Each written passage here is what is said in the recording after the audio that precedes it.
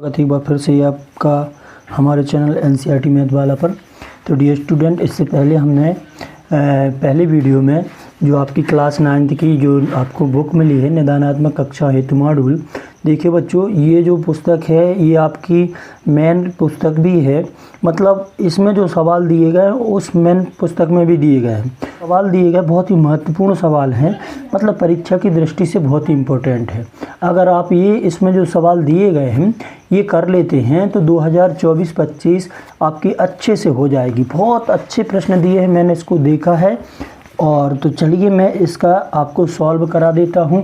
पहला वीडियो डला है, अगर आपने नहीं देखा है तो आप जाइए एनसीईआरटी मैथ वाला पर और वहाँ पर आप देख सकते हैं। जैसे पहला है, निम्नलिखित में से कौन सा एक बहुपद है। आपको थोड़ा सा याद होना चाहिए बहुपद क्या कहलाता है। बहुपद वह कहलाता है जिसमें चर की घात एक या एक से अधिक हो। क्या हो? एक या एक से अधिक हो। तो इसके जब हम ऑप्शन देखेंगे डियर, तो देखिए इसमें x की घात 2 है लेकिन वो बटा में है तो ये माइनस में हो जाएगी ऊपर, ये करड़ी में है। इसमें क्या है, ये बटा में है तो ये ऊपर जाएगा तो करड़ी में हो जाएगा। लेकिन ये जो घात है इसमें देखिए ये तो x वर्ग है, यहाँ पे x पे 3/2 की घात है। 3/2 का मतलब होता है डियर कि x 2 एकम 2 और 1/2, यानी एक x है और x पे एक करड़ी लगी है। तो यहाँ पे जो नीचे है, नीचे लगी है करड़ी, तो ये करड़ी से करड़ी कट जाएगा। मतलब x पे कितनी घात बच रही डियर? 1 की। तो जो ये हमारा बहुपद हो जाएगा। ठीक है बच्चों, तो देखिए मैं स्पीड से पढ़ाना पड़ेगा क्योंकि वीडियो बहुत लंबा हो जाएगा। तो जो इम्पोर्टेंट प्रश्न होंगे मैं उसको समझा दूंगा। ठीक है, चलिए इसमें पूछा गया था कि घात, तो घात क्या होती है? चर पे अधिकतम घात, जो जितनी लगी है उसको बहुपद की घात बोलते हैं। तो यहाँ पे कितनी है? 5। इसमें जब आप 2 करड़ी 2 x के स्थान पर रखोगे तो इसको हल करोगे डियर तो आएगा 1। ठीक है डियर, आगे चलिए। तीसरा प्रश्न है, इसमें px प्लस माइनस px, जब हम इसको हल करेंगे तो इसका आ जाएगा। देखिए इसमें हमें ऋण लगाना है अलग से, तो ऋण का x और ऋण का 3, तो x से सब कट जाएगा, बचेगा आपका 0। ठीक है, आगे चलिए। आगे है जो आपका 5वां प्रश्न है, ये बहुपद के शून्यक निकालना है डियर। तो बहुपद के शून्यक निकालने के लिए px के स्थान पे 0 रखेंगे, 2x धन 5। तो देखिए पहले इस 5 का पक्षांतर हो जाएगा तो ये आ जाएगा इस साइड ऋण का 5 बराबर 2x। तो ये जो 2 है ये जाएगा बटे में। तो अगले स्टेप में x बराबर क्या आ जाएगा डियर हमारे पास? ऋण 5/2। तो इसका जो आंसर होगा आपका ऑप्शन नंबर बी होगा। तो ये आपका हो जाएगा 5वें का डियर बी। बहुत ही महत्वपूर्ण प्रश्न है, तो आप ये मत सोचिए कि ये ऐसे ही है। चलिए अगला देखिए, 6वां प्रश्न है। इसमें क्या बोला गया है आपसे? 6वें में बोला गया है डियर कि निम्नलिखित में से बहुपद का गुणनखंड है। तो देखिए यहाँ पे दिया है क्या आपको? x धन 1। क्या दिया है? x धन 1। इसको बराबर 0 रखेंगे, x बराबर ऋण 1। तो जिस समीकरण में हम पहले में, दूसरे में, तीसरे में, जिसमें हम x के स्थान पर ऋण 1 रखेंगे और हल करने पर 0 आ जाएगा तो वही इसका गुणनखंड होगा, उस बहुपद का यह गुणनखंड होगा। तो मैंने रख के देखा था, इसका बी ऑप्शन सही आ जाएगा। चलिए 7वां प्रश्न है, डियर कह रहा है कि x पे 51 की घात धन 51 को x धन 1 से भाग देंगे तो शेष फल। देखिए x धन का मतलब होता है x बराबर ऋण 1, तो जहाँ x है आपको ऋण 1 रखना है। ठीक है, तो जब हल करोगे आप तो इसका आएगा आंसर डी आएगा। ठीक है डियर, चलिए अगला क्वेश्चन है 8वां, इसको हल कर रहा है। आप इसका वर्ग a वर्ग ऋण b वर्ग की सर्वसमीकरण लगाओगे तो आएगा 497। ठीक है, आगे चलिए। ये जो सर्वसमीकरण है ये सर्वसमीकरण है। अगर a धन b धन c 0 होता है तो बराबर होता है 3abc। ठीक है, इसके उत्तर मैंने लिख दिए हैं, तो आप वीडियो को रोक करके लिख सकते हैं। ठीक है, तो प्रश्न 2 है, अशून्य अचर रिक्त स्थान की पूर्ति करना। अशून्य अचर पद की घात, अशून्य देखिए मतलब जिसमें चर नहीं होता है तो उसकी घात क्या होगी? 0 होगी। फिर रेखीय बहुपद में चर की अधिकतम घात, रेखीय क्या कहलाता? रेखीय, एक घात वाले बहुपद को रेखीय बहुपद कहते हैं, ये अपन ने पढ़ा था। ठीक है, तीसरा है बहुपद में x वर्ग गुणांक, तो हमें x वर्ग के आगे देखना, तो क्या है? ऋण 1। इसमें गुणनखंड है तो दूसरा गुणनखंड, इसके गुणनखंड तोड़ेंगे तो डियर आएगा x धन 10, मैंने लिख दिया है। चलिए प्रश्न क्रमांक तीसरा है आपका सत्य सत्य। तो बहुपद 5 एक पदी है, तो देखिए एक पदी व्यंजक है तो ये सत्य है, सिर्फ एक पद है। शून्य बहुपद की घात शून्य होती है तो ये सत्य हो जाएगा। तीसरा है अशून्य अचर पद की घात परिभाषित नहीं है। अशून्य, देखिए मतलब अशून्य का मतलब क्या होता है, जिसमें चर की घात शून्य होती है, तो उसमें परिभाषित ये कह रहे नहीं है, तो असत्य है, क्योंकि अशून्य अचर पद की घात शून्य होती है। परिभाषित है, देखिए जैसे अशून्य पद है, कोई x है, सपोज करो x पे शून्य की घात लगी है तो इसको हम x पे शून्य की घात मानेंगे अशून्य बहुपद की, ठीक है। चलिए आगे है सही जोड़ियाँ, मैच द कॉलम। तो आपको इसको देख के कर लेना है। x घन ऋण y घन ये सरसमीका होती है, तो घन में याद रखिएगा आप, आगे ऋण आएगा, ठीक है, ऋण वाली में, तो आगे ऋण यानी दा नंबर की हो जाएगी, ये घन की है, सॉरी धन की है, x घन धन y घन, तो आप याद रखोगे इसमें क्या आएगा आपका धन आगे आएगा, तो कौन सा है इसमें, ये वाला, ठीक है, मैंने मिला दी है, तो आप देख लीजिए, नहीं तो वीडियो बहुत लंबा हो जाएगा। इसमें एक शब्द में ऐसा बहुपद जिसके सभी गुणांक शून्य हो क्या कहलाता, शून्य बहुपद। ऐसा बहुपद जिसमें केवल एक बहुपद हो क्या कहलाएगा, एक पदी। केवल दो पदों वाला द्विपदी, और एक घात वाला एक पदी। चलिए आगे चलते हैं। यह आपका प्रश्न तीसरा, देखिए सत्यापित करना है स्थिति में संगत बहुपद शून्यक है अथवा नहीं। मतलब हमें px में x के स्थान पे एक बार 1 रखना है, एक बार ऋण 1। हल करोगे दोनों बार 0 आएगा, जिसमें 0 आएगा तो वह बहुपद होगा। तो यहाँ पे पहले में 0 आ रहा और दूसरे में आ रहा, तो दोनों ये बहुपद हैं। x के स्थान पे एक बार 1 रखना है, एक बार ऋण 1। हल करोगे दोनों बार 0 आएगा, जिसमें 0 आएगा तो वह बहुपद होगा। तो यहाँ पे पहले में 0 आ रहा और दूसरे में आ रहा, तो दोनों ये बहुपद हैं, ठीक है डियर। जांच कीजिए कि 7 धन 3x 3x घन धन 7x का एक गुणनखंड है अथवा नहीं। तो अपन इसको मान लेंगे डियर, माना कि ये px है अपना, और इसको मान लेंगे हम शून्य, तो इसके x का मान ऋण 7/3 इसमें रखेंगे, हल करेंगे तो ये अपना मान आ जाए। अगर 0 आएगा तो गुणनखंड है, और 0 नहीं आया तो ये गुणनखंड नहीं है, ठीक है। तो देखिए हल करने पर यह आया है 0, तो अपन कह देंगे कि यह एक गुणनखंड नहीं है, गुणनखंड नहीं है, ठीक है डियर, ओके। चलिए आगे, ये इंपॉर्टेंट प्रश्न है डियर। गुणनखंड प्रमेय लागू करके px का गुणनखंड करिए। ये गुणा gx, ये px दिया है, gx इसको हम x धन 1 शून्य के बराबर रखेंगे, x का ऋण 1 समीकरण में रखेंगे। अगर इसका मान 0 आ जाएगा बच्चों तो यह बहुपद का शून्यक है। तो देखिए यहाँ पे 0, अतः gx px का गुणनखंड है। आगे चलिए, ये मोस्ट इंपॉर्टेंट है। देखिए मैंने IMP लगा दिया, k का मान ज्ञात करने के लिए x ऋण 1 px दिया है हमको ये, तो हमें x के जगह पे क्या रखना है डियर, x ऋण 1 बराबर 0, तो x बराबर 1 रखेंगे, ओके। तो इसका हल देख लीजिए, यहाँ पर समीकरण 1 में जहाँ जहाँ x है वहाँ 1 रख देंगे, ठीक है। तो 1 1 2 2 धन k। अब k के मान के लिए हम p1 बराबर 0 रखेंगे, तो k आ जाएगा -2, ठीक है डियर। ये मोस्ट इम्पोर्टेंट था, परीक्षा में आने वाला सवाल था। इसका गुणनखंड ज्ञात करना है आपको, तो ये भी इम्पोर्टेंट है। देखिए तो गुणनखंड के लिए हमें यहाँ पे इसमें लास्ट में गुणा करते हैं, हमें 2 तिया 6, इससे पूछे गुणा में कितना चाहिए, तो इसमें पता चला कि गुणा में चाहिए हमें 6, ठीक है। तो 6 के गुणनखंड 6 एकम 6 और 2 तिया 6, तो कौन सा लागू करेंगे हम, जिसको जोड़ने पर क्या आ जाए हमारा 7 आ जाए, प्लस माइनस में 7, तो हमें मिला 6 एकम 6। तो देखिए यहाँ से हमने कॉमन ले लिया, 2x कॉमन आ गया, x धन 3 बचा, और इधर से कुछ नहीं कॉमन था तो 1 x धन 1, x धन 3 2x धन 1। जो इम्पोर्टेंट क्वेश्चन होगा डियर मैं वो समझा दूंगा आपको।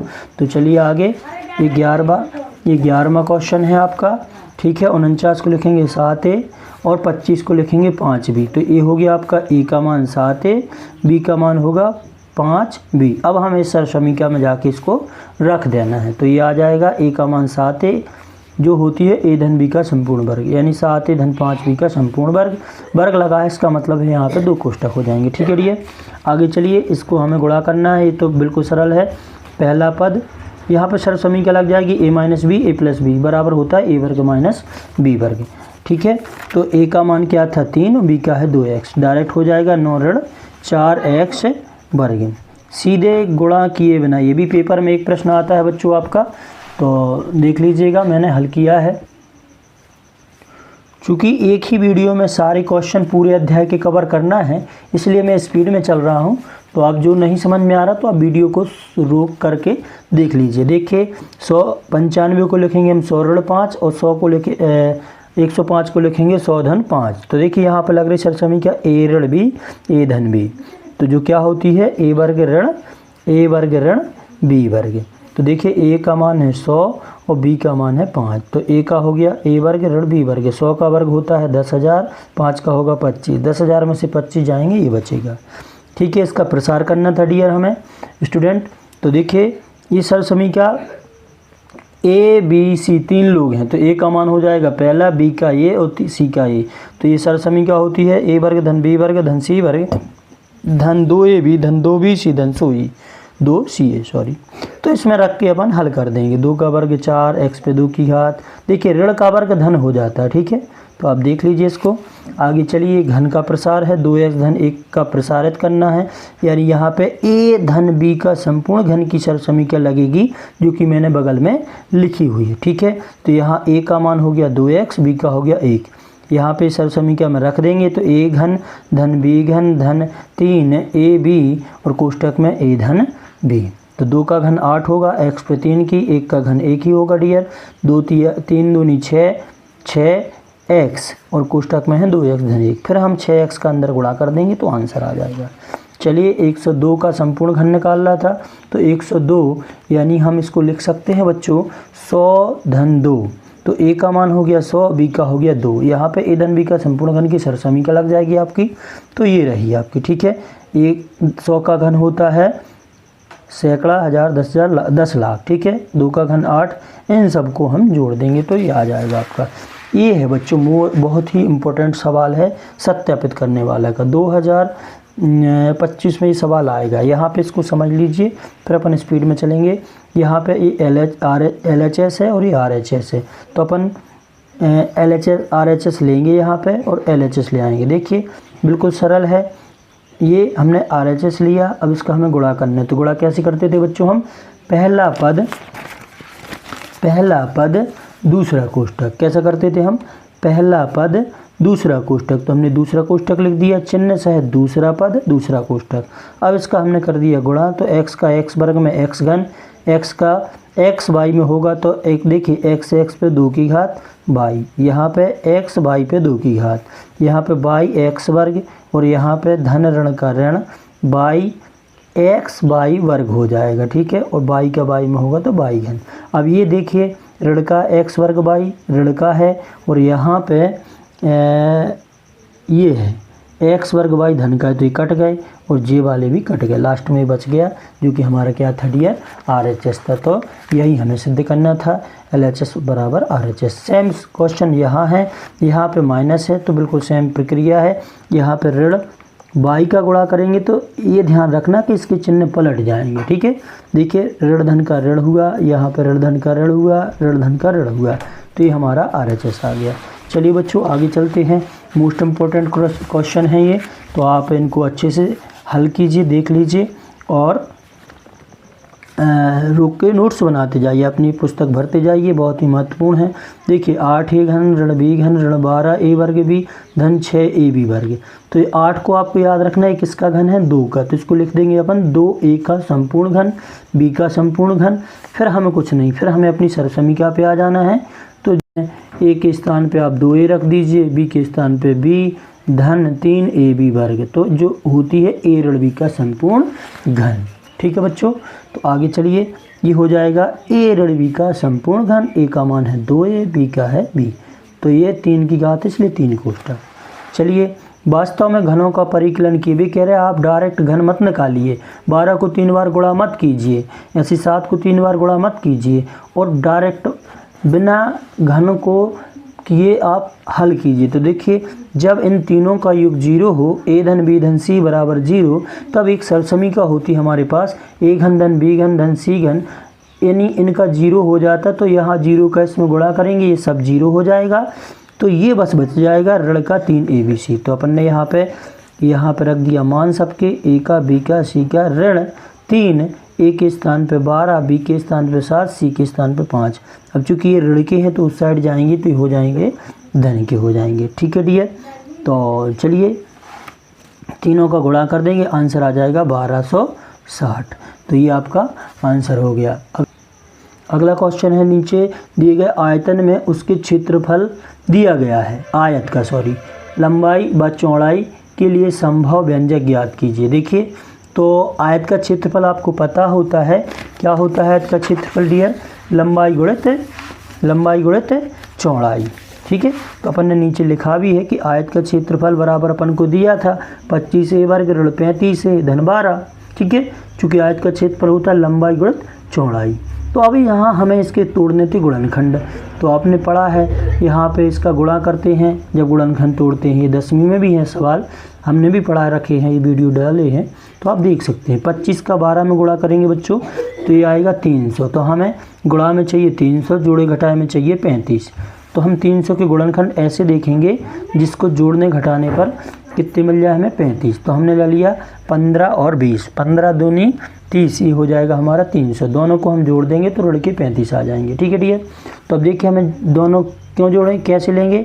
तो ये भी ऋण का लेना पड़ेगा, ये भी ऋण का, क्योंकि हमें अपन ने पढ़ रखा है कि समान चिन्हों की संख्या हमेशा जुड़ती हैं।